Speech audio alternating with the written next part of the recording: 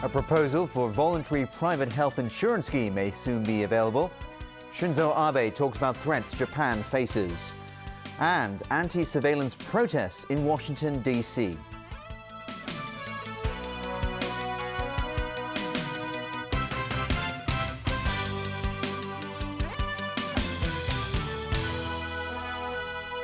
Good evening. The government may submit a detailed proposal for the planned voluntary private health insurance scheme as early as the end of the year.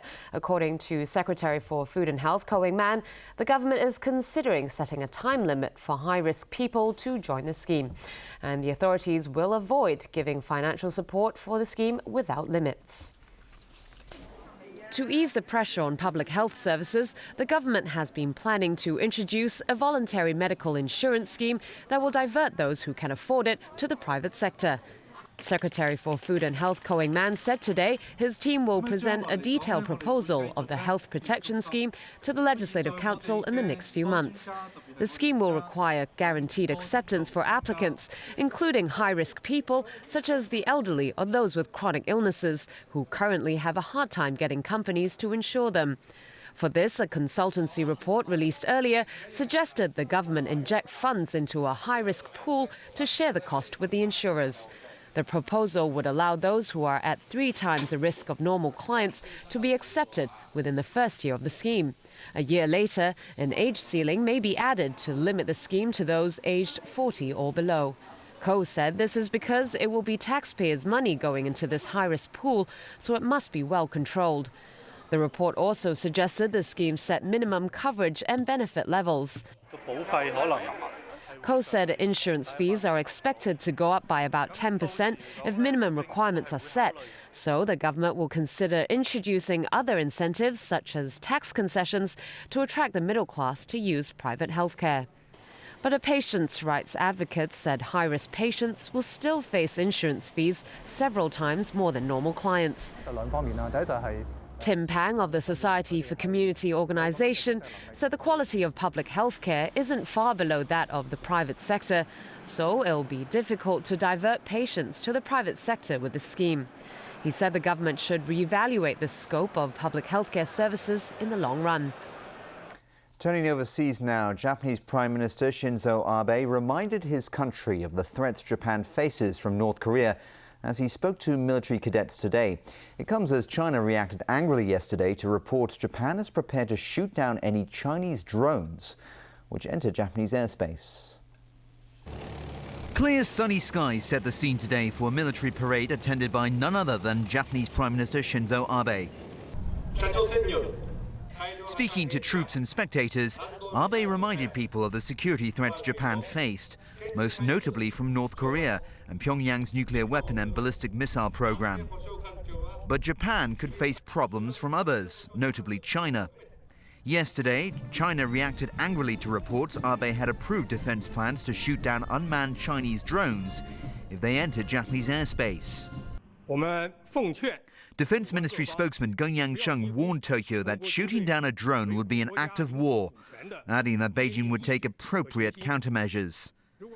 Then, of course, there's the ongoing dispute between Tokyo and Beijing over the Diaoyu Islands, known as the Senkakus in Japan.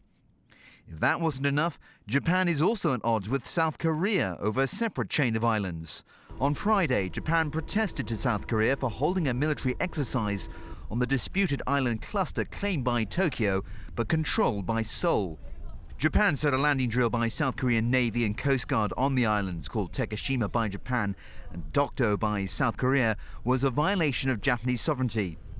All this comes as speculation mounts that Abe could visit the controversial Yasukuni Shrine before the end of the year. As well as honoring Japan's war dead, Yasukuni also honors Japanese leaders convicted as war criminals, making it a painful reminder to nations which suffered from Japanese aggression in the 20th century. Revelations about the extent of U.S. government spying have touched off protests in Washington, D.C. As James Aitken reports, the growing outrage at home and abroad is turning up the heat on the U.S. government to rein in its surveillance program. Hey, fight back! They say wiretap! The message demonstrators brought to Capitol Hill was aimed not only at the government, but also at average Americans. The U.S. is not just spying on foreign leaders, they say, it's also spying on its own citizens. I'm just outraged, like most people here, at the mass surveillance that's going on, and people just don't seem to be upset about it. It's blatantly unconstitutional. Hopefully today's action will go a little ways towards waking up America, because the rest of the world is looking at us and saying, what are your people doing? Why aren't your people speaking out? The wake-up call at home comes as Washington deals with growing international outrage over its eavesdropping, further complicating already fragile diplomatic relations. Look, I know countries spy on each other. I get it. Other intel spies on intel, embassies spy on other embassies. But if we have the National Security Agency hacking into the cell phone of Angela Merkel, that is completely deleterious to our relationship with our own allies. The Obama administration argues that the security intelligence it is gathering is not only necessary, but is also similar to that gathered by other nations. But other nations are beginning to push back. Germany and France want new rules that would limit American eavesdropping on world leaders as well as average citizens. And Brazil is working on a United Nations resolution that would guarantee electronic communication privacy. Meanwhile, the legality of the U.S. government's spy program could soon be tested in court. The U.S. Supreme Court has so far refused to hear challenges to the NSA program. However, that could change now that the U.S. Justice Department has signaled that it intends to use information gathered without warrants in court against an accused terrorist. James Aiken, TVB News. In Europe, talks have begun in the Czech Republic after a snap parliamentary election left no party with a clear majority. The negotiations aimed at forming a coalition government could be complicated and drawn out given the results. The election was called to end a political crisis triggered by the centre-right government's collapse following allegations about corruption as well as a sex scandal. With all the votes counted, the left-wing Social Democrats won just over 20% of the vote, while its ally, the Communist Party, received just under 15%. And Georgians have been going to the polls to elect a new president to succeed Mikhail Saakashvili, who's been in power for a decade now. The vote is expected to cement the control of his rival, billionaire Prime Minister Bidzina Ivanishvili. His coalition routed Saakashvili's party in a parliamentary election a year ago. Now, exit polls suggest his chosen candidate in the election will win by a clear margin. Still, Ivanishvili has promised to step down next month and nominate a new prime minister.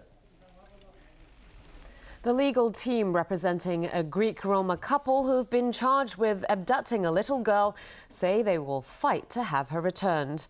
The little blonde girl was discovered last week during a police search in a Roma settlement in central Greece. Police soon launched an international search for the biological parents of the little girl.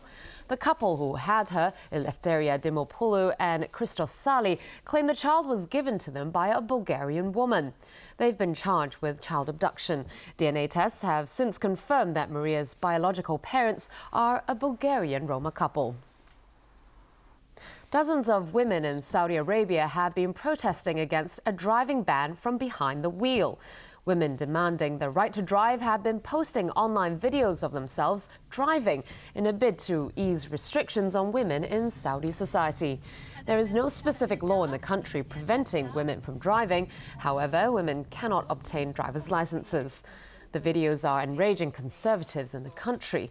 They say women motorists could unravel the fabric of Saudi society and accuse the government of not doing enough to stop them from defying the ban. The kingdom's first major driving protest in 1995 landed about 50 women in jail. They also lost their jobs. And still to come in the news tonight, a fire at Guangzhou International Airport delays flights. Chinese newspaper apologizes after reporter's confession. And a new informal picture of the royal family in Britain.